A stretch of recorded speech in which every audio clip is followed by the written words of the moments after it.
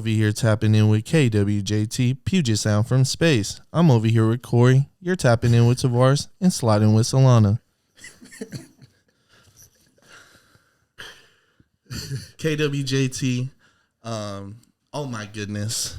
It's the second month within 2022, and we're going crazy, brazy, AZ. I fell off for a couple weeks with my crazy, brazy, AZ intros, so we're back at it. Two things, whole lot of love for our groovers at home. Thank you so much for tapping in with us. 700 subscribers. I'm over here turned up to the max. Come on. I hit a like clap. Like clap. Tranquil Forest, thank you so much. We appreciate you guys at home for always, showing out and showing us love. Undefeated.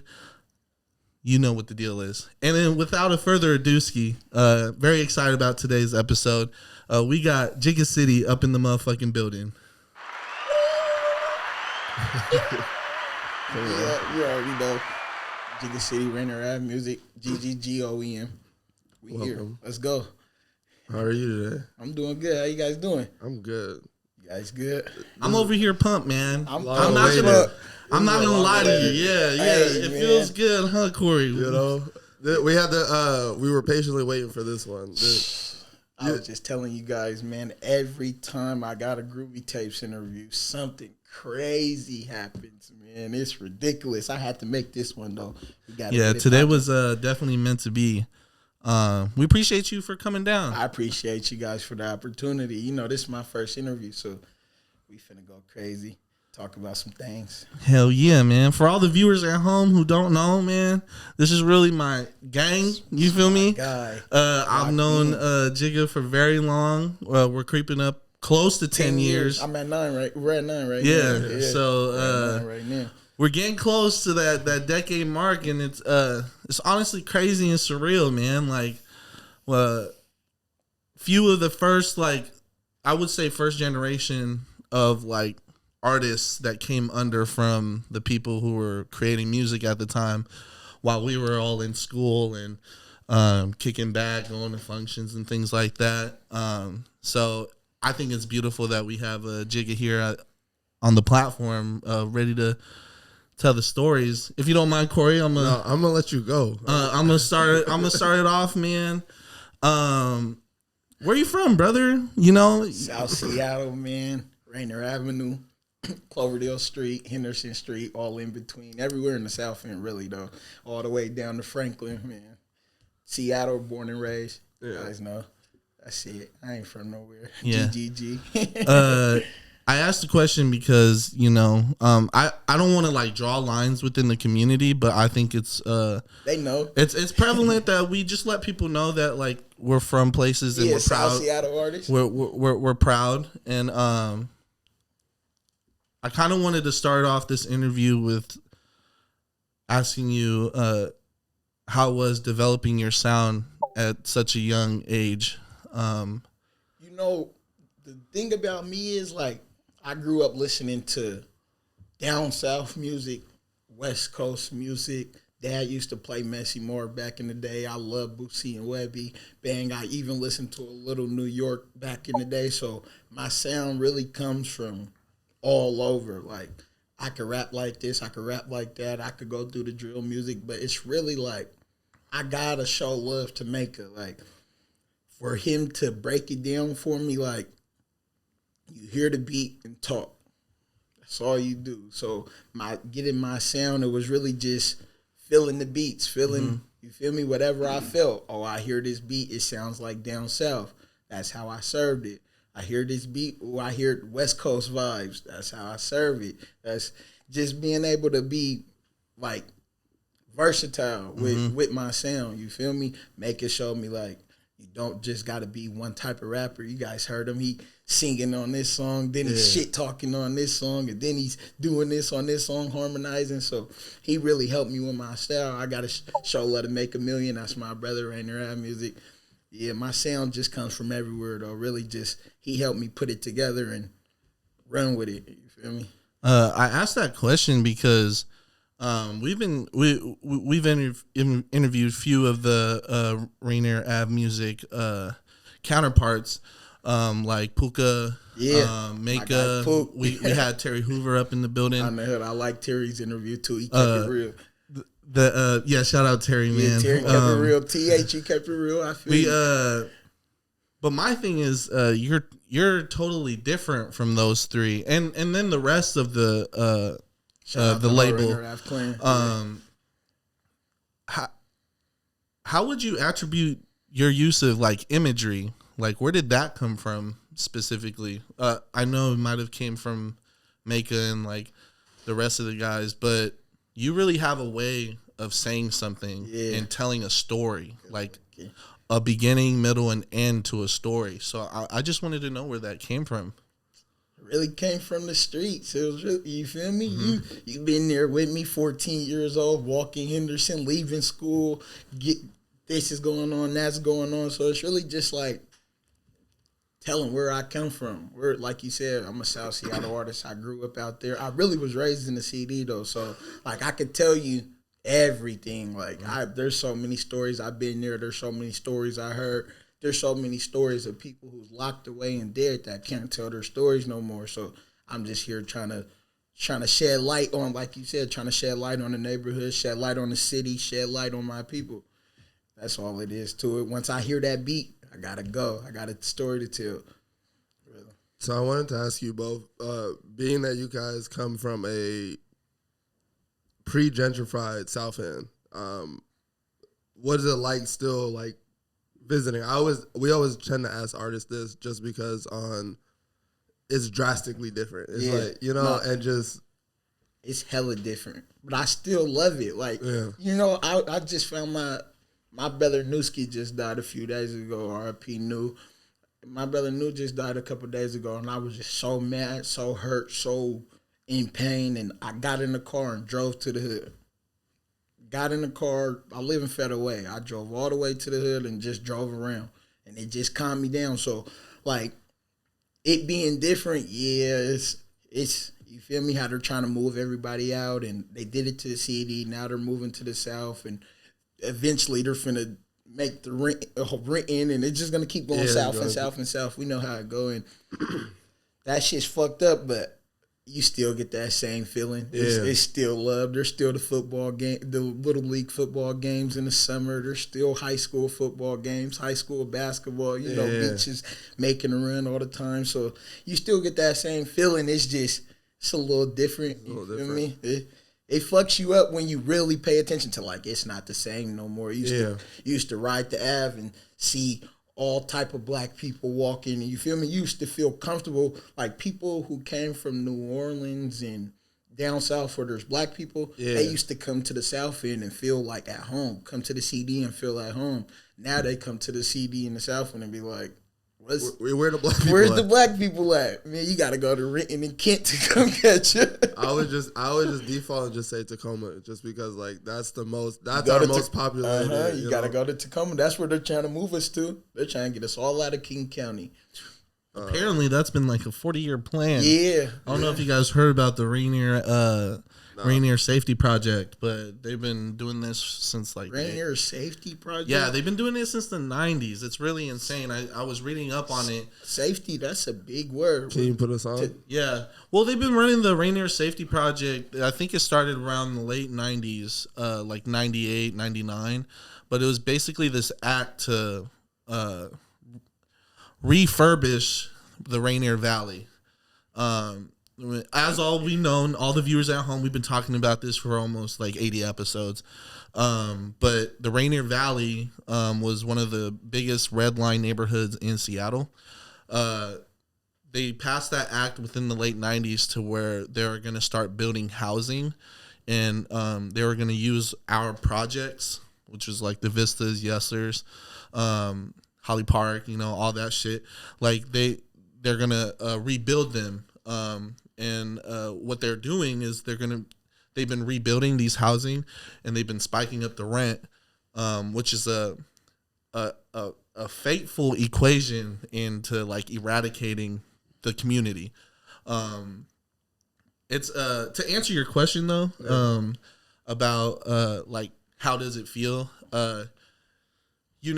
there's a lot of strong community members here that have been like really setting the precedent of like, you know, we're here to stay. Yeah. So it is difficult. It's been difficult because like I'm still in the city. I still ride the buses. I'm like still seeing this. I see this by day. Like, you know, there's people who like who'll be gone like for a couple months, come back, be surprised. Yeah. I'm literally watching these buildings and these Every people day. get relocated and like these buildings like being torn down on a daily basis. See, that's one thing for me, because you know me, I got my bids I be doing. I be going to jail, and last time I went to jail, it's over. I'm not going back. We could say that. But I just did 2 bids back to back, and the first one was 2.5 years. The second one was 1.5. And coming back, and the Cloverdale stores all fenced up, and like, but I ain't never. That was insane, huh? I ain't never shot a video there. Like, that's my childhood. I ain't never even got to put it on for us, and you feel me? Shout out Pops too, you feel me? Good looking for them napkins. I love you for that. you know about the napkins. You feel me? So yeah, it's crazy going back to the hood. I ain't gonna lie. Seeing like the buildings up, they're trying to start apartments here and start apartments there, and they're trying to take down the Cloverdale store. Cuddy's still there on at Best of the Best. Go get you a t-shirt or something. But you know, it's crazy. Hopefully they don't take the chicken too, but please don't take the chicken out the hood. I need the chicken. I love the chicken. You guys love the chicken? Yeah. Hey, yeah, I love Rich and Jack. Yeah, they can't get rid. I love the. I hope not. Don't get rid of the chicken. I hope not. I need the chicken. We got that at the end of like my high school, and we were so. Boy, where this chicken been at whole life? Our whole life. This is that shit. Brother, you since or I'm gonna let you rock. Since coming back to the city, you've actually established yourself as one of the main MCs out here. Yeah. How has it been creating your music and being in that mode of where you can flow creatively, and you have the support, you have the backing now? How has that been for you? Man, it's a blessing. I ain't even gonna lie to you. Like, compared to all the other rappers in Seattle, like, I'm hella like, I don't deserve what I got right now. You feel me? The way I feel about it, just because you got Mike Jack putting in work, you got Mafi putting in work, you got Makeup putting in work, you got Lil D-Man putting in work. You got so many Seattle artists that continue to drop. Bless the city, bless the streets, bless the city, bless the streets. And then I come in, I dropped one video last year. I dropped a few songs when I was in jail. I came home and dropped the tape, but I ain't really put in the work that these guys put in. So for me to get looked at like how I'm being looked at, I love it. I love it. And it just gives me more motivation to keep going. Tanaa used to tell me all the time, like, bro, you got to keep pushing. You're the voice. You're the key. You're the key. You're the key. As long as you keep going, we can all keep going. So just having that mindset when I came home, like, it's time to push. I ain't did enough yet, but I'm coming. You feel me? So, yeah. I'm reaching. You seen the way my body just... That's when I tense up and I need to hear a hand clap. No, let me first and foremost, yes, that's fucking amazing. I think for one, you deserve the flowers, brother. Yeah, thank you. Don't sit there and I kind of don't want to hear that from you saying that you don't deserve that kind of stuff, because I appreciate it, because you really do, brother. Like, beyond the story, and I'm talking about the work in life. You know, besides what we are as musicians, like, you've really been head on and headstrong with how you're dealing with life. And dude, you inspire me. Thank you. When I'm at home and I see you post, I see all the boys post, like, y'all inspire me because I feel y'all. Like, we are from the same place. Yeah, we are from the same neighborhood. We've seen the same stories. Same shit. the feeling I get when I see a new music video from y'all, because I know how much work it takes to get that one visual out. It's something that needs to be celebrated. Our peers especially, not singling out any of the outlying neighborhoods or anything like that, but there's something about us South Indians that I like that we need to congratulate each other when in the present time. Sure do. Let me let you guys know this Groovy Tapes is going crazy, man. I fuck with it. I love it. I'm so mad. I'm mad at myself. You guys said I just missed Carrie Stacks' interview. I'm finna go watch that right now. Like as soon as I leave, I ain't gonna lie to you. Yeah, cause I fuck with you. I fuck with the movement you guys is putting on right now. You guys did the that Toupee show. Oh, that was amazing. Oh that was goodness. Hey, shout out Toupee. Shout out Toupee. My mama. Shout out to that was such a beautiful moment. Like just seeing you and Maka on stage and just like really like getting well deserved crowd reception and just hearing people scream the words back. I've never had a crowd do that. I got on the floor of the stage. I went. You were going crazy, but it was like I ended up tweeting like if you don't realize like where you are in the city, you need to kind of like work harder because like just watching everybody put in the work and just get the city's like response to it, because like. I feel like everybody knew somebody in there from childhood or something. That was somebody's. It was like that was lovely. It was the city in there, lovely. like supporting. It was like love, like 500 everywhere plus I people. walked. It was love. Jigga. I ain't gonna lie to you. I think they bought me about 10 shots that night. Jigga, boy, Jigga, what you drinking? Casamigos. Oh yeah, they got Patron. Oh.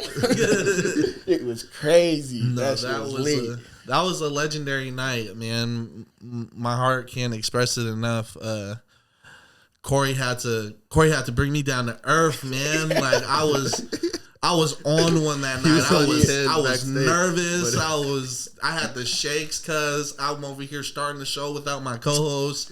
Corey had to sit me down like, bro, like Tavares, slow down, bro. Like we got this. We're the guys. Like so it's hella funny that he has that response now. When I said that to that nigga, he looked at me, bro, just go on stage. What the fuck are you talking about, bro?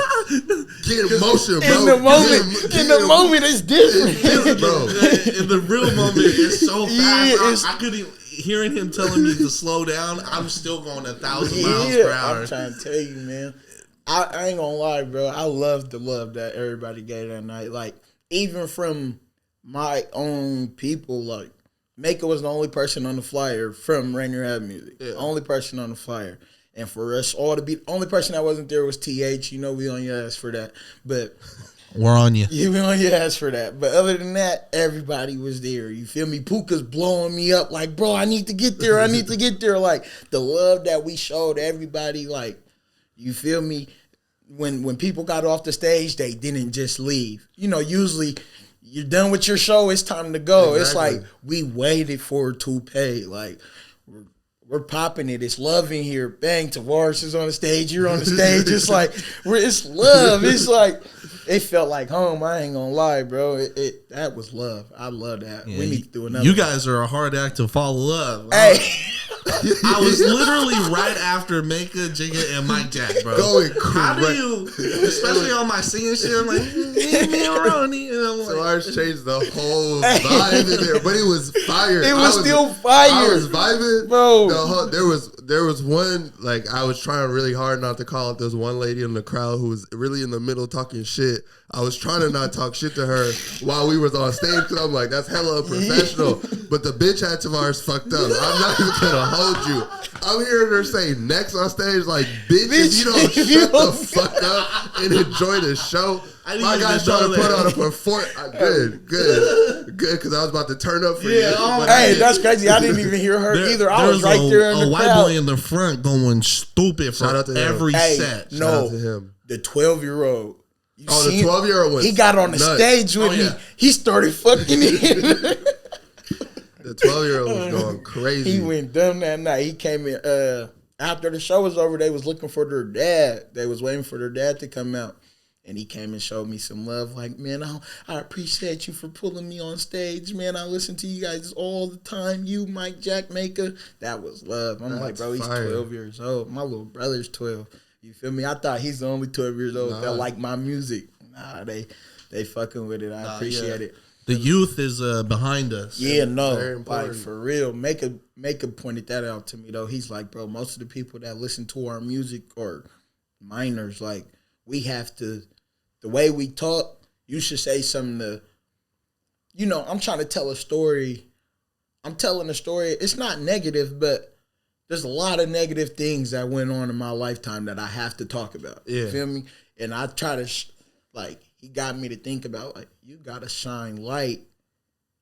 You got to shine light on the negative and turn it to people's positive. You feel me? You got to let people, you got to let these 12-year-olds know which road not to go down. Like, people think we're glorifying how we live. No, you don't want to live like this. Mozzie said it. You don't want to live like this. Not even I do. I don't want to live like this. You don't want to live like this.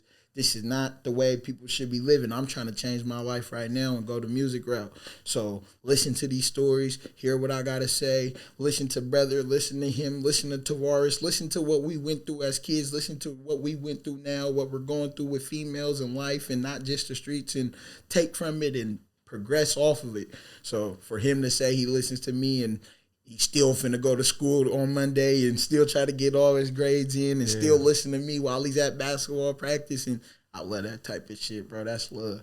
I love it. Hit the hand clap. Got it. That's a beautiful moment. I love that type of shit.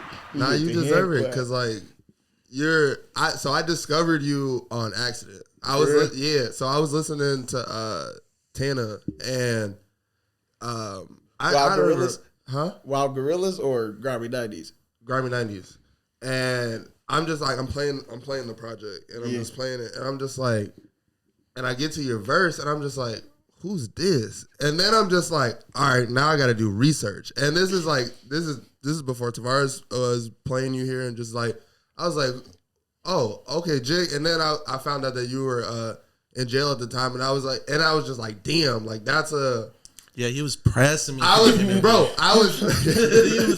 me. I was like, damn, like we have to get Jay on an interview just because like your cadence, you're just on like some hip hop fan shit. Yeah, I found you on some like you're fire on some like music talent like. Who's that? Like who's that? Yeah, like you know him. That's your friend. That's your friend. Like get this nigga on the pod. It's like oh nah, like. He's doing a situation right now. I was like, all right, as soon like when we can, like, yeah, we gotta make it happen. He was on me as soon as I got out too. I missed that first. I think we had two I missed, huh? It's good. There's not many people I'm willing to double back on. But I love it, bro. Good not looking. only does your story need to be told, I'm genuinely a fan of your music. So I'm just thank you. I gotta get you in the seat and let you tell the stories. How hard is it for you to put out music now? Like I know you record, because if anybody that's next to Maka is recording hella, but like how hard is it for you to put it out? I came home.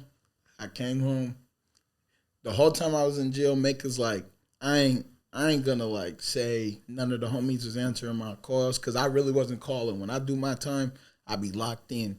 But Maka and Quavo, I used to call them guys all the time. My brother Quavo, he's from the hood.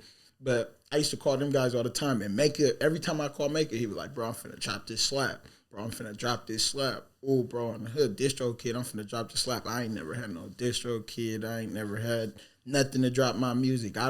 If I wanted to drop a song back then, bang, I'm gonna have Maka do it off his distro kid or his page or, you feel me? All my real bangers that people fuck with, I didn't drop. Yeah. The Chosen One, I dropped that, but that was off my YouTube channel. That's a video, but music, like just dropping singles, I didn't know how to do that shit. I didn't know how to do it at all. I came home, bought me a studio. On the hood, I got the studio and just been recording. I made my distro kit, and I still didn't know how hard I thought, all right, you make the distro kit and that's it. Like, you feel me? We wasn't buying beats, or Tanaa was buying beats, but I was stealing off YouTube. Like, you feel me? Like, I'm gonna keep it real with you. I was YouTubing it out. So doing that shit, I learned that you had to buy the beat. Bang, then you gotta buy it. You gotta pay for the video. You gotta pay for this.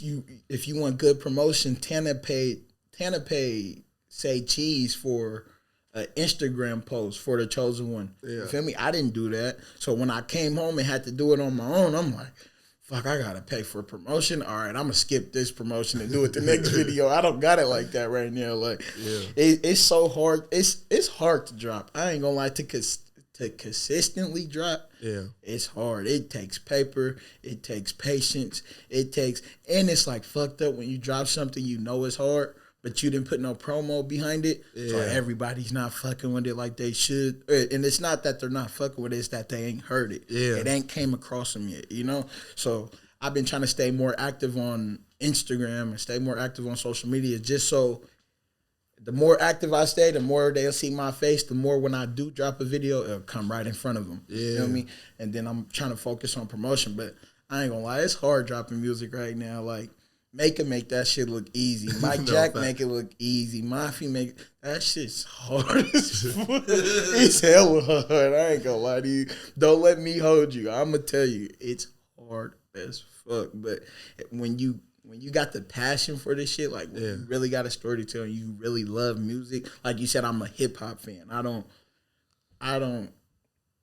It's not just clout for me. Like, I make music to make music. So you got bars on my mama. So when I make these songs, when it's time to drop, I'm gonna drop.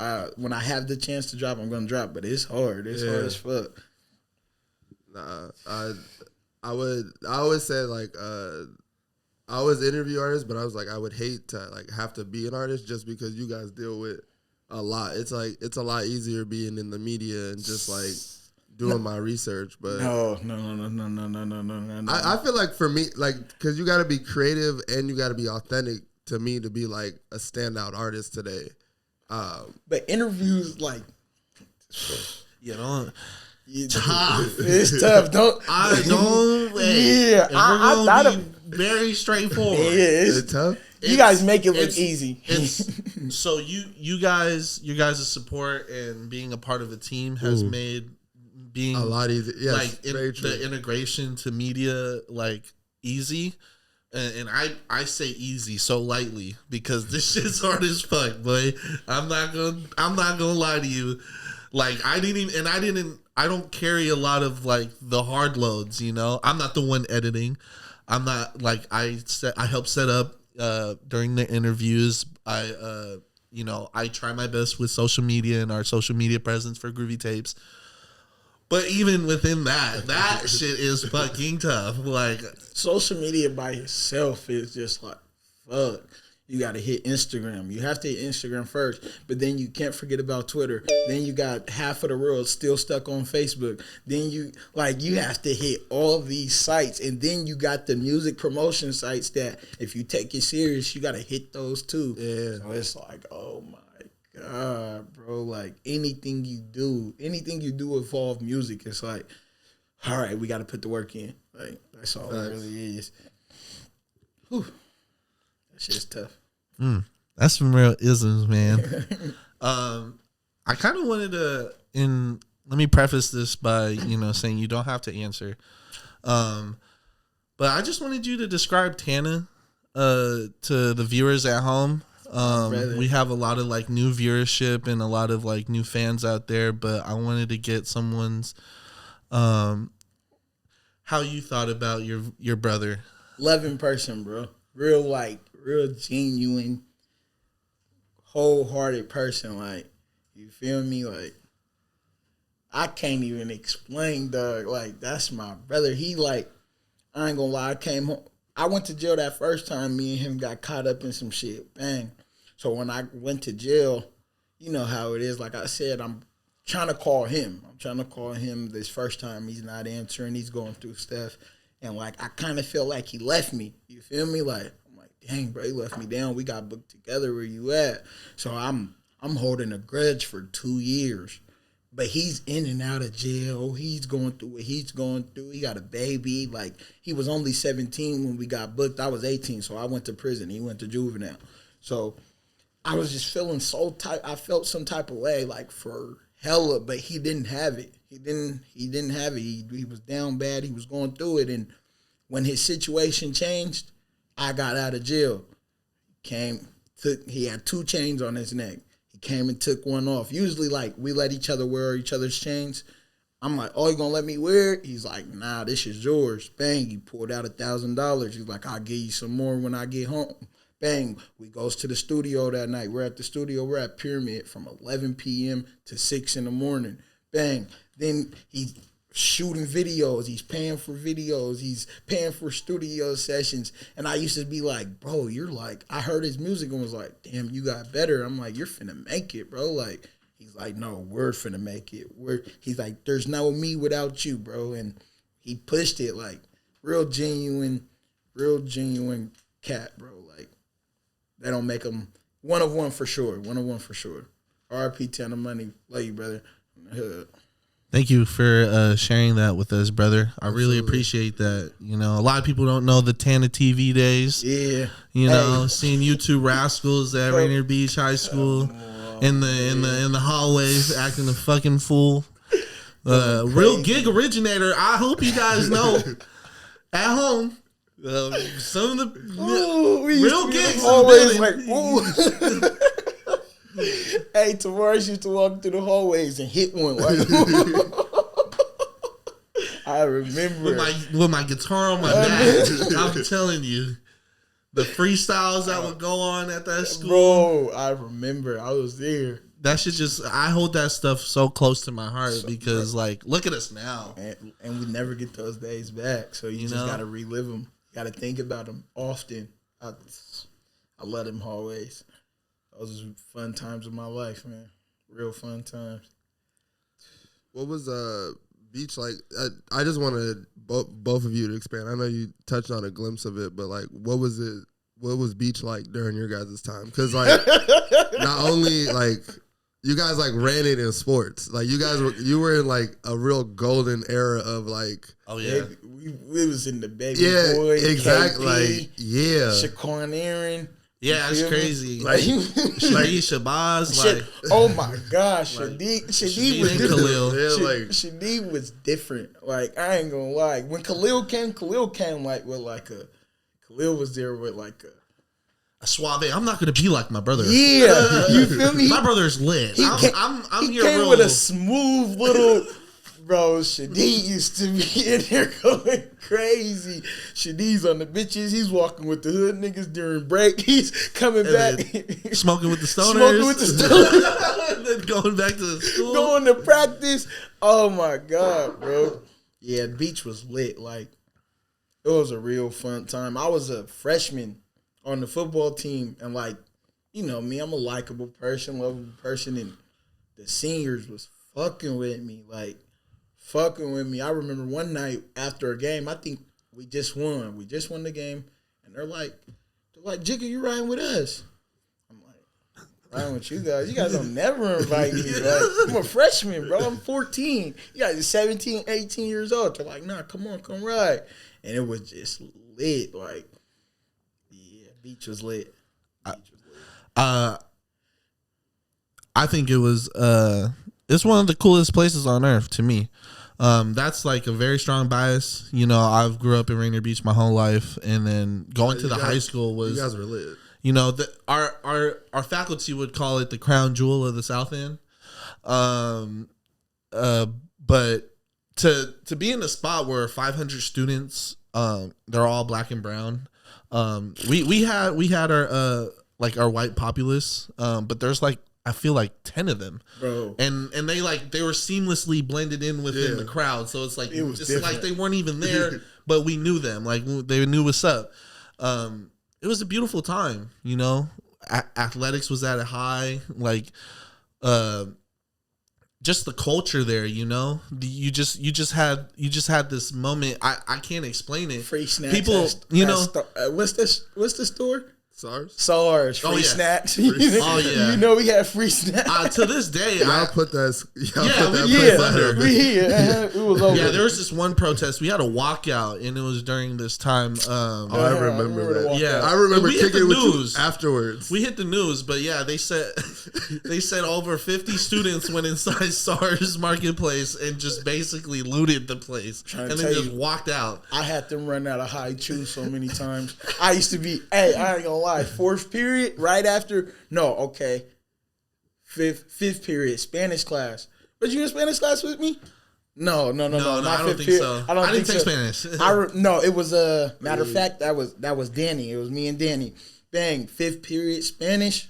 Oh my gosh, I had like 100 high chews, just left sores, high as fuck, sitting there trying to learn. Yeah, it was bad. You had people like the homie Malik Gaines. He would go in there with a duffel bag. Oh my Why did you god, play his last Malik name? used to run. Well, because I know a lot of Maliks, and Yeah. I just want to give him his shine. Give him his credit. Bro, you didn't have to. Malik would have known the story if you had just said the duffel bag. But imagine a duffel bag, and then all he opens it's like 4 2-liters. I know. Like, He would come to Nova afterwards. Whatever wasn't eaten by the time he was done there, he would come to Nova afterwards. I'd eat off the same snacks. man, it was a time. Culture was different. It was such a low income neighborhood. Nobody had shit. So like you went to school full of like people like that didn't have shit, and like it's not like now when they go to high school, they got Montclair jackets on, and they're coming dipped in. Bro, we used to come to school in sweatpants, and you feel me, not trying to show out or not trying to. Every once in a while, you come and feel dipped. You feel me, in what you got, but nobody's balling. We're all trying to go to school and get it out. Like, I'll put it like this: everyone was bummy, but we were baking the fuck out of each other. oh yeah, Like God. what I had on was whatever. We're still getting on each other's yeah, heads. you're getting Like, roasted. Yeah, it don't matter if you got on the worse fit than him. If you got better jokes, he's roasted. It's bad. Yeah, those times is different. Yeah. Oh yeah. It's so different. I've been hearing crazy things from my little brother from how like the systems are set up. But what a beautiful place on earth. Historical landmark. yeah. Thank you for asking. I mean, Rainier Beach. I lived like being at I would say like a B school, because it's not like it's a high school, but it didn't function like a real high school. So like I would live through a lot of these stories, and just like kicking it with Tavares on the weekends, I would just hear there's a moment in time where like Beach was just starting a lot of things as far as like language culture that you would just hear throughout the city, and I wanted to get what's Gooderton, Cuzerton on the Hooderton? Yeah, on the Hooderton. What's shut with you, boy? like there was like Bradowski was shut with you. like there was a time where you would hear that everywhere, and it was just like knowing where it came from through like just the like basketball culture and just the culture of your guys' school is just like, to me that's a time that's not really spoken on, because we're just now getting the platforms to talk about that time. But it was a really dope era. Like you guys three-peated like it was nothing. Like it was like it was bad. And it's so crazy when I think about high school and think about those times. I'd be like, damn, we were state champions. Like, and it was like it wasn't just the basketball team. Like I've been part of little league teams. Like in little league, if you're an 89er and then the Bantams make it to the championship and win, you're kind of happy, but you don't really feel part of it because you didn't make it. But in high school, there's only one team. Like exactly that varsity team, they make it. The whole high school goes crazy. I've never been part of that. Like it was lit. Like them hallways was tough to get inside. It's a good thing I had a Tavares that was there who would open the door. Yeah, bro. I literally went to Mr. Chappelle and was like, yo, my friend's thinking about transferring here. This is cap. Yeah. My friend's thinking about transferring here, and Corey just wanted to hang out. So I'm going to just show him around school. Is that cool? He's like, yeah, that's good. Mr. Chappelle, cool as best principal I ever had. Ever. I spent a full day at your school. Listen. Everything's all said and done. We could talk about it. I got into some trouble. You feel me? The time that they were saying I did the shit didn't match up to Mr. Chappelle. Mr. Chappelle came to court. Mr. Chappelle came to court and said, I seen him during the second quarter of the game. Second quarter of the game is when the crime happened up the street. He came there and vouched for me. He didn't have to do that. No, I had no alibi. Yeah. I'm like, bro, I've been at this game this whole time. Or they came and got me 2 weeks later for it. But I'm like, I was at the game. I'm like, I was at the game that night. Like, what the fuck? I'm sitting there. I'm 17 years old. They charged me with 6 Rod 1s. I'm finna go down. Like, they're offering 40 years, 5 years for each gun charge. 5 years for each gun enhancement. That's 30 years right there. Then they want 10 years for the robberies itself. Bang, that's 40 years at 17 years old. Mr. Chappelle came to court and said he seen me during the second quarter of the football game. That's love. No, you didn't have to put your neck out there for me. Because you see me at the second quarter, but you didn't have to tell nobody that. Like, you didn't have to come in. I swear to God, I was sitting in jail and I'm like, who can vouch for me? I can't have no peers vouch for me. That don't sound right. Like, who can say they see me? And I remember I seen Mr. Chappelle. He was happy to see me. We shook hands, locked eyes. I'm like, man, he's not going to remember that. He seen 1,000 students that day. Nah, he remembered that and came and vouched. I beat that case. I love Mr. Chappelle, man. He real stand-up dude. Yeah, real that's a real stand-up moment. Yeah. Gotta give it a round of applause. Yeah, for sure. To protect a young man at that in a moment of need. With a bad resume. You know, I had a bad rap at that time. Like, I was already going to jail. I left school and went to jail one day. So Mr. Chappelle knew my background. For him to come and put his neck out there and not really know if I did the crime, but he knew I was there at a certain time. Yeah. And came and put his neck. I love that. And to admit to everybody, I did not do the crime. I'm not lying, no cap. I'm telling you, I was really at the football game. Beach versus Cleveland, I want to say. Yeah. We used to run them. We used to run Cleveland. I remember I was on the field one day. We gave them 60. 60-0. We gave Franklin 56. That's how you guys was giving it up? I mean, you girls basketball team. Oh, yeah, we can't speak about the girls basketball. They ran. That's one thing about Beach. Please, let's get the girl basketball team going. Like, I'm trying to get some championships, man. Like, nah, you guys don't need to be that dominant. You guys are. They're getting the remodel. They're about to turn into Bellevue High School. They just said glass. They're doing. Is it gonna be all glass? Yeah, the gym. That's gonna be crazy. Yeah. They're trying to build the stadium as a coliseum that opens into the parking lot. That it's still gonna be hella people like us there. So like, it's gonna take a while for them to like. Yeah, when Alofa is a senior, they'll be done, and Alofa is a sophomore. Damn. When he's a senior, they'll be done? Yeah, they'll be done with the remodel. That's kind of crazy. I'm near the first. I ain't gonna lie. I love catching beach basketball games, but I know the best. I know that that first opening day. It's gonna be crazy.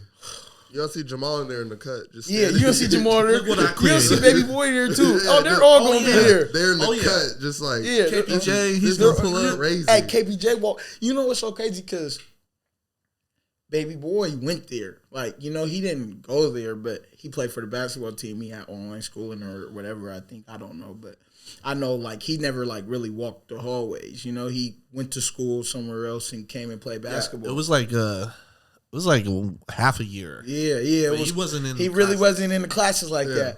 KPJ really walked them hallways like act bro, normal kid. Like, I grew up with him though, watching him play since he was 7 years old though. Yeah. So it's like I knew he was gonna make it, but to watch this future NBA star walk these hallways, and at the time we thought they was all future NBA stars. Yeah. Like Marquise, Key1. I thought Key1 was going to make it somewhere in football far. Like, he was a real good wide receiver. Robert Callaway. Like, we had so many stars on football and basketball. It was like, when you look back, like, damn, these niggas was walking the halls with us, and they could have made it there, and they almost made it there, and they did this, and they did that. They went to school. Almost everybody went to school.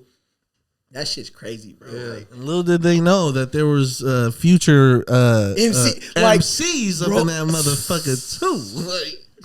Like, I be seeing them guys to this day. They be like, "That's crazy what you became." Like, you feel me? Nobody ever thought little old me would be a face in the city where you know, make people. You was a smooth guy, man. You had a way with your words. I did. I don't know if I foretold it, but I was like. man, this guy. Hey, I ain't gonna lie. Tavares fucked with me tough. I was like, man, tough. bro, you really sliding on our freestyles. Like, you're fucking around, bro. Like, you going crazy in the back. Like, we over here smoking fat blunts during lunch. I got my uke going. We playing the uke. Hey, he's playing. You were bro before bro? Oh, yeah. I definitely was the ukulele freestyler, bro, before that shit got popular. Yeah. Like, I was busting down beats. I started learning. That's how I got filthy, because people started requesting. They were like, bro, play that. Like, I was like, oh, yep, I got you. Play back that ass he used up to on see the Tavares today. He used to have it on.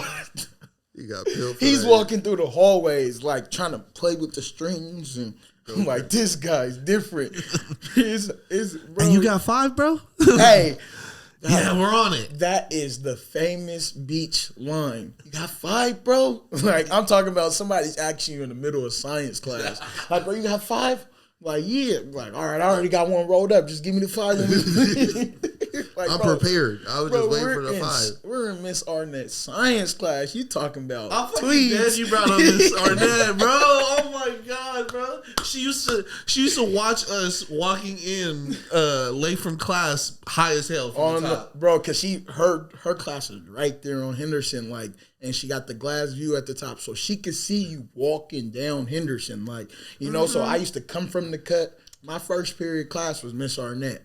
So before class, I gotta smoke. I'm walking. Me and Tavares live right next to each other. So I'm walking to school from home, smoking. Bang! By the time I hit the corner, like, got a little roach left, I'll throw it and I'll look up and she's just What? Again? Bro, where is he getting all this pack? Bro, again? I ain't gonna lie. Me and Ulrich had the pack. We had pack. We stayed smoking. Free Ulrich, man, my guy sitting down for some time. Yeah, we had pack. That shit was crazy. So, brother, we've had a lot of, like, moments reminiscing. He's going off today. Let's talk about the future and what it holds for you. How you feeling? Are you on the way of? Are you making a new tape? Or are you thinking about singles? What's the move for Jigga City this year? I'm gonna let you guys know right now. This is the first you're gonna hear about this. We got a Rainier rap music. We got a Rainier rap music tape we working on right now. Maker's gonna kill me for this, but thinking late March. You feel me? I'm thinking late March.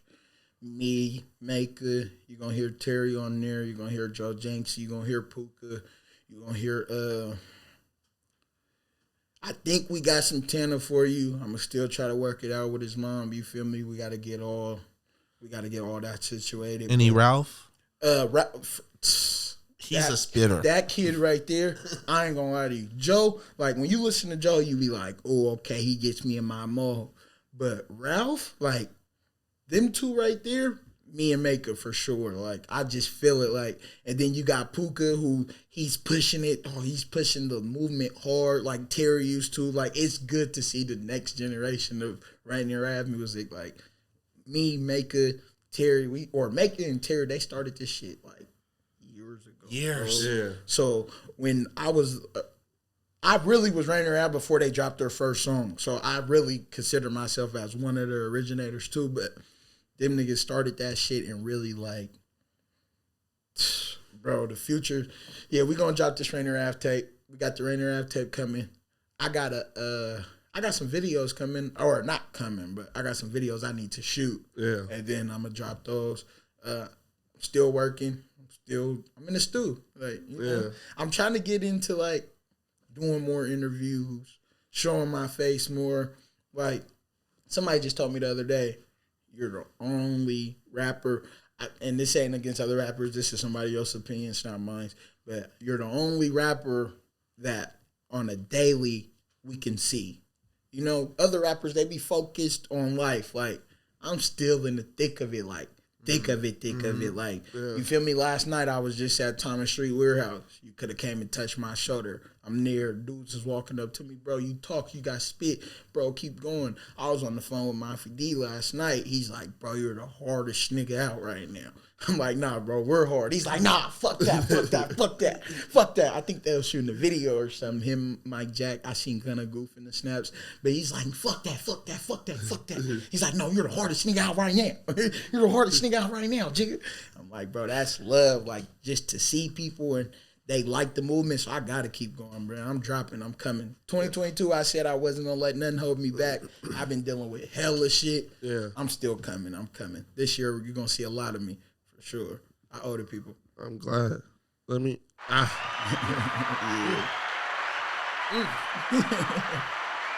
knew this was gonna be a great one, man. Nah, you have it, brother. You have the personality. You have the talent. You know, you have the support behind you. I appreciate it, man. It's not to put any pressure on you, but it's nothing other than go mode. I came a long way. Like, you feel me? I feel like I came from so far, bro. Like, nobody knew my first day at Beach, nobody knew who I was. Like, I've been working I've been different. Like, you know, like, since a kid, this is all I wanted. Yeah. Like, I took the name Jigga City. I got it from the other homies. They gave it to me on the hood. Shout out to Trigger City, all the shit. They gave me the name. But when I heard the name City, I'm like, that's me. I live for. I just told somebody last night, like, bro, I live for these nights. These nights where I'm around the people. I'm in the city. I'm downtown. It's love. Like, I'm in the thick of it, bro. I love those. I've been living for this all my life. Like, to be somebody in my city. Like, I don't want to be nowhere else. Like, I heard Dr. Dre told the game, you have to take over your city first. He said, if your city ain't fucking with you, don't come and try to fuck with me. He said, until your city fucks with you, then you could come and take over the world. Yeah. And the city's behind me. Let's go take over the world. Let's go. So we finna get this shit popping. Rainier Ave music, you're gonna hear a whole lot of this. Make It just dropped. Go check that out. Is It Real Love? Bang. Is It Real Love Part 2? Yeah, I'm on it. He just dropped that on the hood. I hate nice you little too. 4 bangers. Yeah. Come on, man. We're coming. You. Bro, his sample's been stupid. Shout out to all, and I have to give a shout out. To all the guys on the beats. Tudas, Chino, Lil Bryce. Lil Bryce goes hard as fuck. Yeah, Bryce go crazy. Bass Kids, you know, you're a legend. That nigga made that. I didn't even know. I wasn't talking about Beach. I used to come to Beach every day playing that. Diamonds Are Forever. I mean, I just found out Bass Kids made that beat. Like, that's legendary. So shout out to everybody on the beats. Showing love to Seattle artists. I love y'all. Wow, 52 minutes in. Look at us. Look at us. Fucking. You know, we're going to be real honest with the viewers at home. We had to come together as a team. Hold on, why we gotta be real honest? You can just enjoy the better content. We don't. I was over here getting beat the fuck up by this weed. You start talking and you get hella transparent all of a sudden. Like, chill out. Like, leave a little mystery. We trying to give good content out here. How do you feel about the cities going forward? Do you still feel like we lack a sound, or do you feel like we found our vibe and we're pushing it? Seattle's so like I was saying, like, anybody in Seattle, you didn't grow up listening to one kind of music. I don't care who you are. There's no way. Like, you got people who listen to West Coast music. And there's different type of West Coast music. You got your, like, vibe West Coast music. You got your hyphy West Coast music. So we got that sound. We're already on the West Coast, so we already adapted that sound. Yeah. Then we all grew up on Boozy and Webby, so we love them beats. We love that sound. Bang, Chicago drill took over the whole country for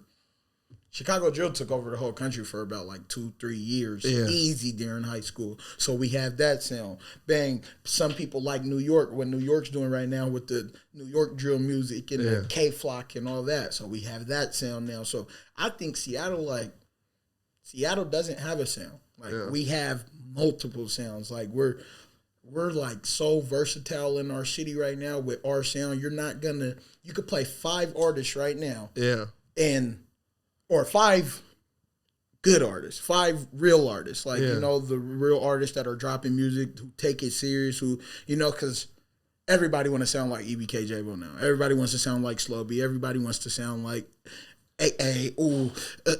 yeah. I just, you know, everybody wants to sound like that. But the people who take it serious, who've been sticking to their craft, we all, like, you get 5 different artists that do that, you're going to hear 5 different sounds. Yeah. And then they might have 5 different, one artist might have 5 different songs with 5 different sounds.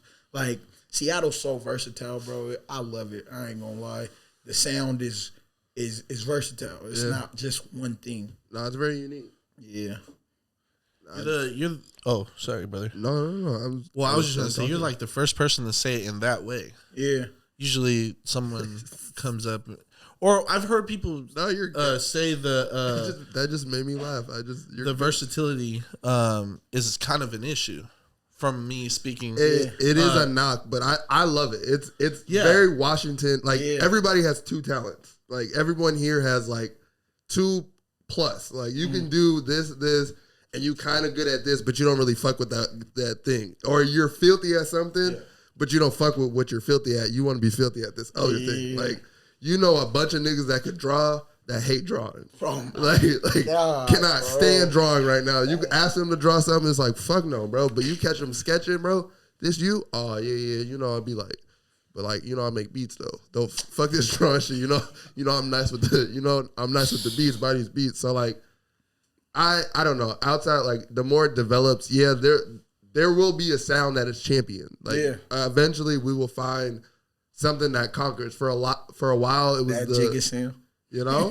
Come on. I ain't gonna lie. I can't even say the Jigga sound because, like, I get that versatile shit, like saying that the sound is versatile from myself. Like, I don't feel like I have a sound, so it's like, I feel like you have a cadence. I feel like as a rapper, that's more important as a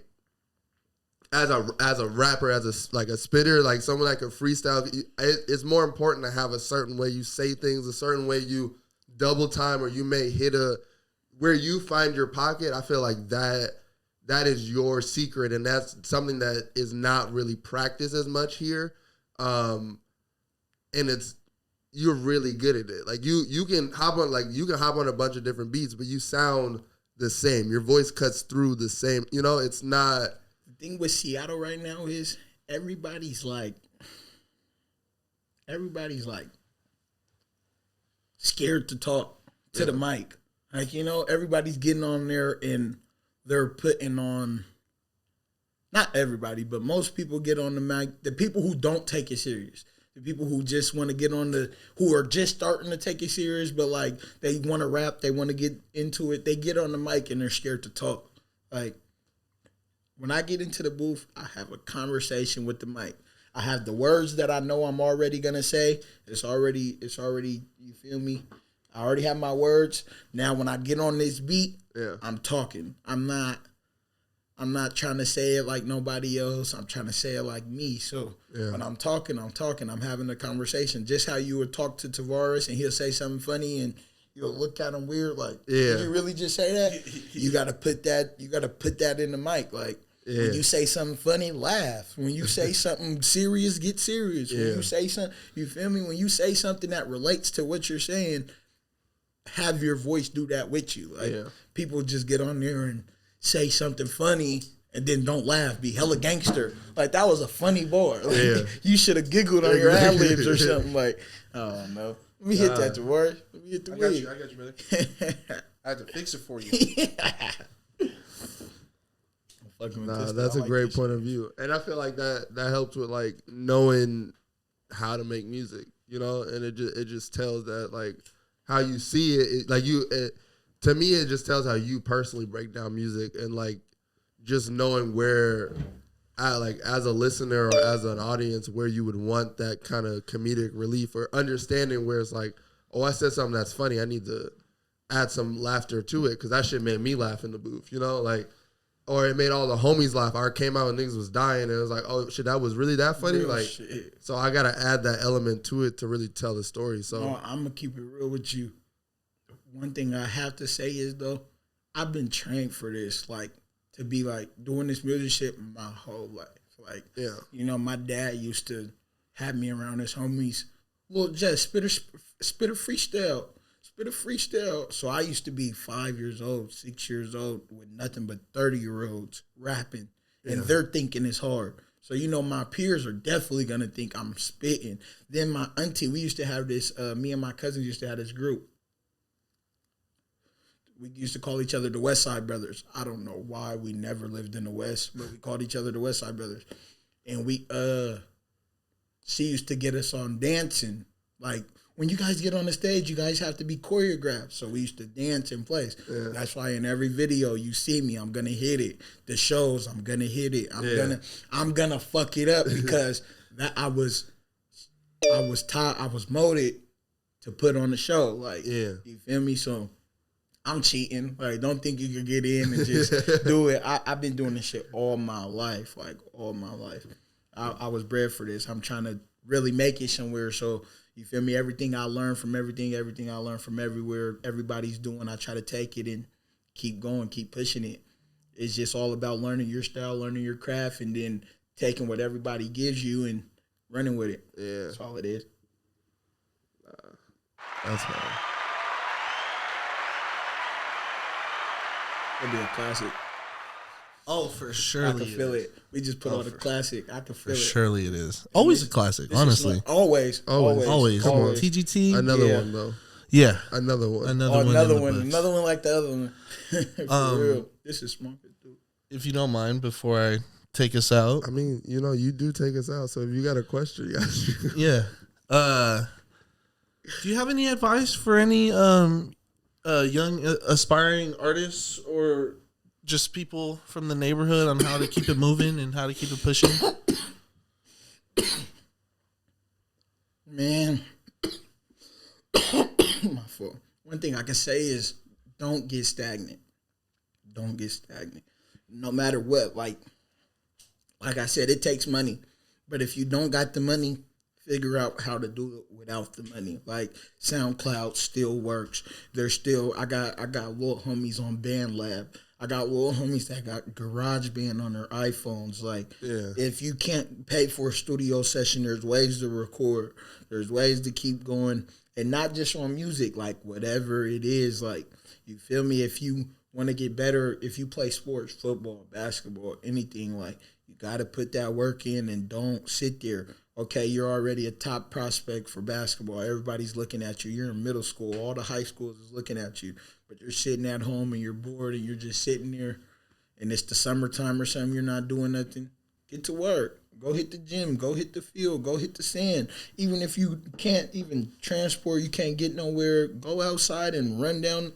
Like, get that work in. You feel me? Don't stay still. Like, I've been stagnant. I sat in jail for 2.5 years and it fucked up my motion. Every time I come home, I have to restart. Bang, I watch people sit there like, Tanaa, I can't lie to you, bro. We used to go to the studio and Tanaa would not make a song. Like, wouldn't get on nothing. And I used to be like, bro, like, why? Like, bro, like, let's work. You feel me? Yeah. On the hood, he used to be on me like, bro, you're a rapper. Like, I'm just like, you feel me? He's like, nah, you got this though. You're the one that needs to push. Yeah. I'm like, no, bro, we both need to push. We need music. We need content. We gotta work. And now that he's gone, he doesn't have as much content as I would like he had. Like, you know, like I would want him to have more. So I'm just telling everybody, put the work in. Don't stop, because one day everything's gonna pay off for you. Yeah. You feel me? Did you see this was a while ago, but did you see him perform live that day at the block party? Listen, the block party's on my birthday. That was my birthday. Oh yeah. So on the hill, we're there. We all come together. We all just left Safeway. We all came together. Bang, we gets there and they're talking about people performing. You feel me? They told me Tavares is finna hit the stage in a minute. Bang, they're telling me everybody's finna perform. And I called Tanaa. I'm like, bro, they're talking about local rappers is performing in the hood. Nigga, we're not on here. He's like, what? Bro, I'm finna come down there. So he comes down there. Bang. He's like, bro, we're finna do all in. We're finna do all in. Pre's there already. So Pre's like, bro, we're finna do all in. I have a barbecue, though, that I already had planned. Like, I already planned my barbecue. So my dad's sitting there on the grill by himself. So I'm like, fuck, I'll be right back or something, bro. If we perform, somebody call me. Yeah. So I went up there and they performed and I missed it. I made the call though for us to perform and didn't even perform. That's really fucking crazy because you ushered in a really like legendary performance. And you know what's so crazy? Because I'm like, they got local artists performing like on these blocks. Like, bro, what Holly? I used to walk out, bro, with family like. South Holly. Come on, bro. I love Holly. Like, come on, bro. My mama to perform on the. Nah, it was dope. Different, bro. Like seeing Tavares and Puka perform together and just like Pablo, like it was dope. That's the first time I've ever seen Tanaa. I hadn't heard the music or anything. So like it was kind of cool. It was this like. It was just this moment in like time just to be like him like it kind of just stopped and no one was like who's performing, who's going on next, and you just see like Tanaa just come out and then like the crowd just was like what the fuck kind of moment. So it was like it was really dope to see that day, bro. Buses were stopping, the people were getting off the buses. Bro, bro, did you see the block? Like when I looked over there was like people like filling into the middle of Rainier Ave. I'm like, nigga, there's traffic still going. Like, nah, it was a moment in time. Like, it felt like it ushered that's like the changing of the. I ain't gonna lie, that's one of those where I'm like, I fucked up. I wanted to be there that day. Like, there's certain situations where I'm missing rap just because. You feel me? Life comes first. Yeah. You feel me? When it comes to being an artist, it has to take a backseat. That's one of those where I'm like, oh, I should have stayed 10 more minutes. No, it was still you called it. You did what you did. Yeah, like you set up the play. Made it happen. You know, like that. Yeah, no, I definitely called brother and told him like, bro, they're performing. Come on. No, that's a moment. Yeah, we gotta get on there. Nah, you set the moment up. You knew, like, you know, like you were in the room. You knew what was going on. So you're like, all right, like somebody from us, like we got to be represented. So you call, you know. We were supposed to do All In though. I don't know. What did they end up performing? All In? I believe so. Yeah. I was gonna say we were supposed to do All In. Yeah, we were supposed to singing. We were supposed to do All In and then Wild Gorillas because I want to say Mako was there too. Yeah. But he never got on stage because I wasn't there, so we didn't do Wild Gorillas. Yeah. Yeah.